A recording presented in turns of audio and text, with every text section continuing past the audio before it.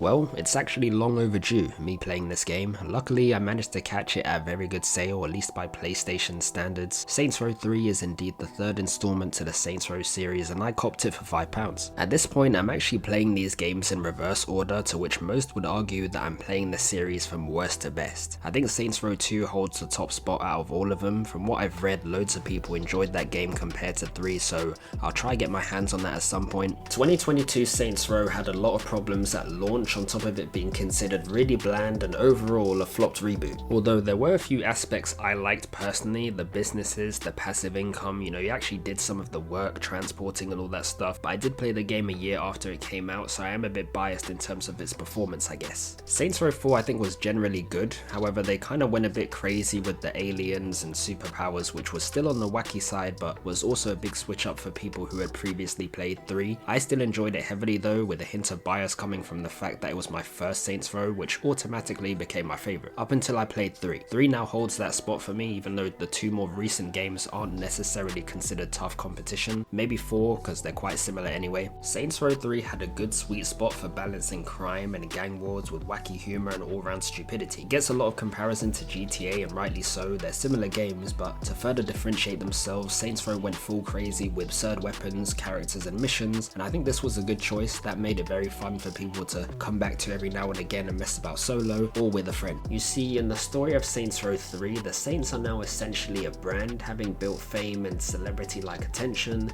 This attracts a lot of unwanted attention from other rival gangs. You play as a fully customizable character, which is also the leader of the Saints, aka the boss, supported by returning characters such as Pierce, the goofy one,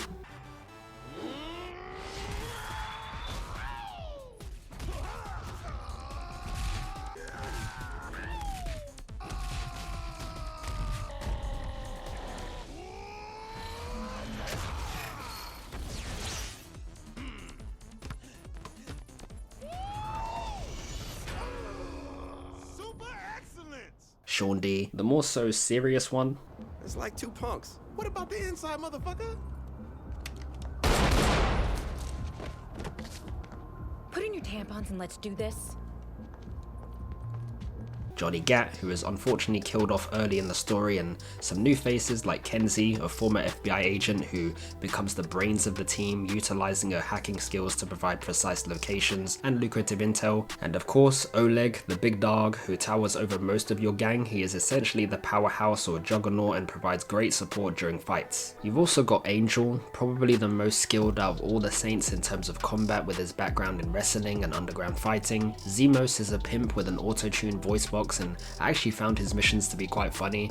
I was saddled up in a human pony show.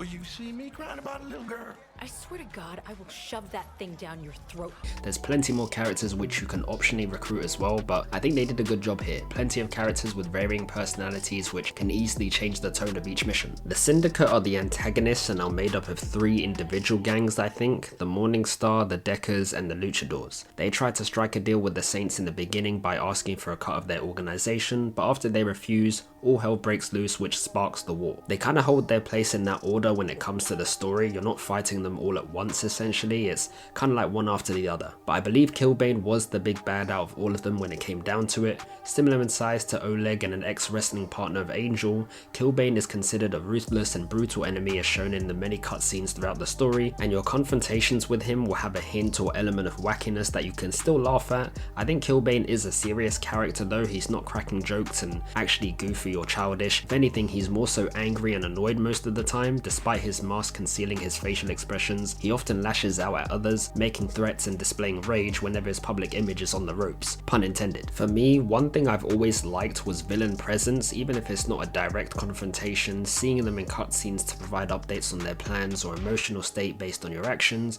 is what I like to see. Far Cry 5 did that well. As a villain, I need to know why you are said villain, what makes you the bad guy, if that makes sense. Some games have a villain that you'll see at the start then won't see till the end of the game, and that's not much to go off, but I think Saints Row 3 did well portraying Killbane's personality. Things heated up towards the end with more confrontations between the boss and him. I guess that's assisted by the fact that villains like Philippe Loren had less screen time compared to him and were more so considered a side boss or minor antagonist. Due to this conflict though, the missions in Saints Row start off really wild, skydiving out of a plane, killing enemies in midair while trying to catch Sean D is multitasking at its finest. And from then on, the missions you receive from your team are meant to be main missions when in reality, they're side activities.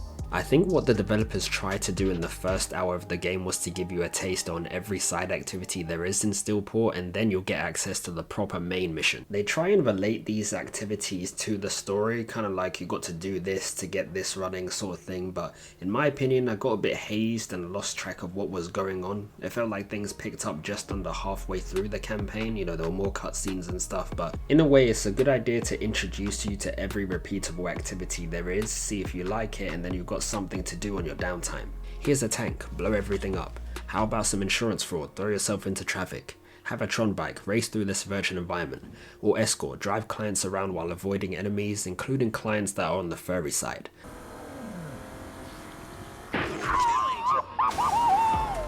All these activities grant you cash and XP, also known as respect.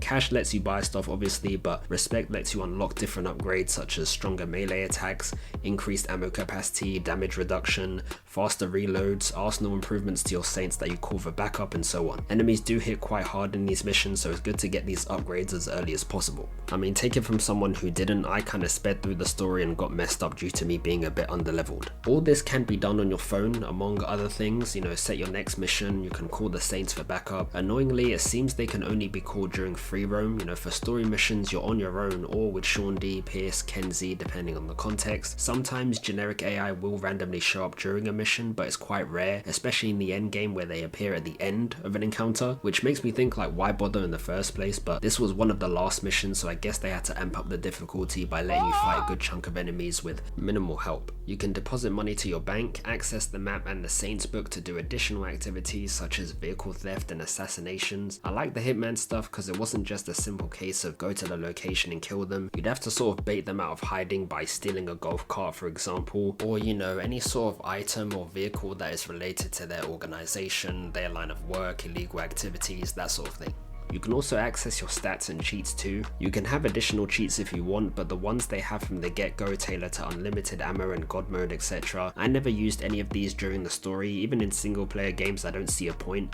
Making myself unkillable is a quick way to get bored, despite how chaotic you can make Steelport if you're pairing it with infinite ammo and blowing stuff up. And more importantly, I didn't want to run the risk of voiding any trophies, because of that I was playing it safe. Now onto the main campaign stuff. The missions I mentioned before are kinda filler because objectively speaking, the story isn't that long if you exclude those replayable levels introduced at the start. They're linked but not as important as these missions per se. But anyway, each of these missions are very different. You could be free falling out of an aeroplane like I said before, run a heist with your gang and go crazy with an LMG whilst dangling hundreds of feet in the air, enter a virtual reality modeled as a toilet with the help of your friend Kenzie, and take on a demon-like boss. You can also free fall again, but this time you're inside a tank. You know, this was actually outrageous but hilarious. The wacky side of Saints Row. These were obviously scripted, but it felt like they were falling from the edge of space with how long you spent in the air. It was ridiculous. There are timed missions in this game where you've got to get a move on, but this one definitely wasn't, maybe because it's actually a little tricky shooting these guys on console. You could also protect the Saints from a distance with snipers or rocket launchers while they complete an objective. I think the thing that annoyed me the most about this was the camera positioning, especially for the rocket missions. My character's bald head was taking up a big chunk of my screen, so when it came to taking out enemies, it was often delayed as I needed them to shift over to the right to get a better shot on them. I'm aware rockets have a decent blast radius, but your allies also take damage from these, so you couldn't shoot recklessly. It kind of reminds me of how much little Jacob was struggling during that rocket mission in GTA 4.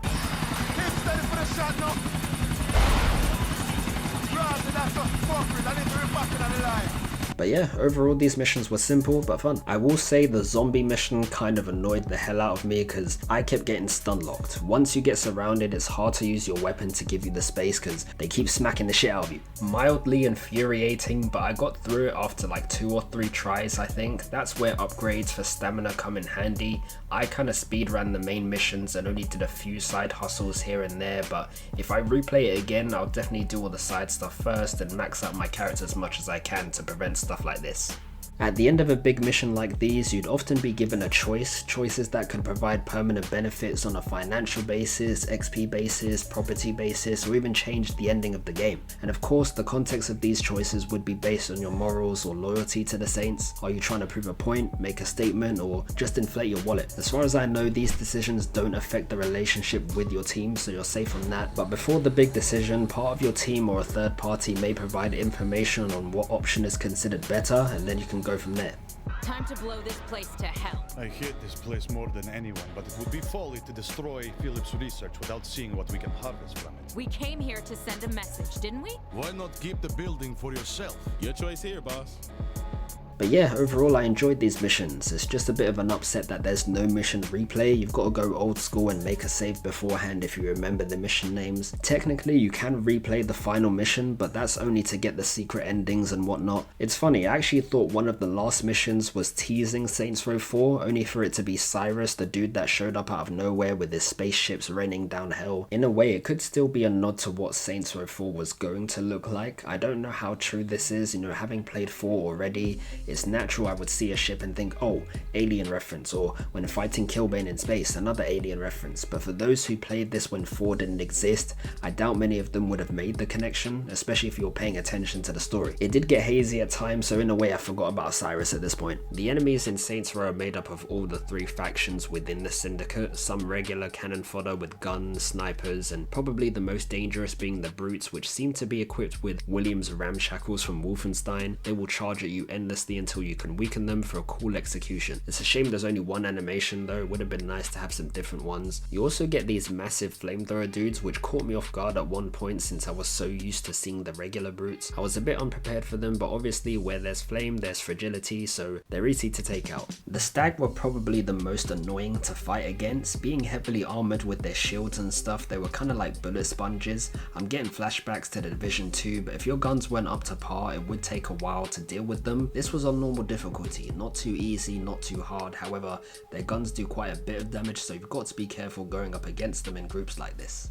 Getting around though was more grounded compared to 4, taking cars and occasionally flying helicopters, VTOLs and Harry Potter style brooms. I almost forgot jet skis and boats were a thing, but you could only use them for like 2 levels. Most main missions were conducted inside buildings, the side stuff was all outside, so little time for some oceanic views unfortunately. However, I haven't done all the DLC yet, so there could be more missions tailored to the seas that I'm unaware of. The problem with 4 was because of the superpowers, you didn't really need to take a car, plane or helicopter. You could just Hulk jump and free fall your way to the next objective, thus making vehicular transport kind of insignificant. You'd spend most of your travel time in the air just jumping about. Because 3 doesn't have that, using vehicles is pretty much essential to get around quickly. Whilst driving, there were a few things I noticed. First, the fact that your car indicates when turning right or left. This cannot be done manually, so the game utilizes your waypoints to do it for you. That's the only way they can tell where you're going, so your car will indicate in response to that. I thought this was quite cool, nice to see a bit of realism, but it's a question of whether it was a necessary feature. The only games I can think of that have functioning indicators are Bus Simulator and Test Drive Unlimited Solar Crown. It's more justifiable for Bus Simulator since you're more likely to obey traffic laws, but for Test Drive, how often do you see yourself using them if you're driving at 200 miles an hour anyway? I see why most racing games or open world games don't have them, because from the player's perspective, again, how many of you are going to be driving properly, stay in traffic, indicate and stay within the speed limit? It's not unheard of, people do it for challenges and stuff, just the majority of people don't, so Saints Row having it was a bit of a shock really, and given the type of game it is, it makes sense as to why they couldn't give you a manual button to execute said function. This is easily mappable on PC, but for PlayStation, every button is in use I think, so it might have been a case of combining button combos to execute it, which is long in itself for just a turn signal. Whilst driving to your next objective, the news reporter will provide updates on the ongoing festivities within Steelport. Basically, she'll talk about your actions or events that involve the Saints and other parties. However, one thing that's bugging me is her voice. I don't have an issue with it, it's just it sounds familiar, like from a cartoon show I used to watch as a kid, but I'm struggling to remember where it's from. If anyone knows, please let me know. For those who work in retail, life can be full of monotonous sales and customers that make one wish torture was legal. However, for a few employees of Planet Saints, life recently became more worth the pain. the leader of the Saints and Japanese commercial superstar Pierce Washington stopped by to do a little shopping. Though no autographs were signed for the hard workers at the store, shoppers were treated to a show of skill when an enraged man attacked the Saints after they exited the store. The ensuing fight showed bystanders the Saints had not gone soft as international celebrities. This is Jane Valderrama with your Steelport Celebrity News. The driving is very arcade-like. Driving around Steelport was cool, although I didn't have much to say on the environment because I'm pretty sure this is the exact same map as 4, minus the aliens of course. Depending on the choices in your game, you can get some really nice penthouses and other properties. Not much to do in them though, except change your clothes and gear, access your garage and watch old ladies getting in on the action. That's what I'm talking about. Wow! This is the remastered version of the game, so it seems there were a few things they didn't fix. One thing that bugs me heavily is the shifting. Your car is not in sync at all when changing gear. You can be driving as slow as possible and the game thinks you're driving at high speed anyway. Have a listen.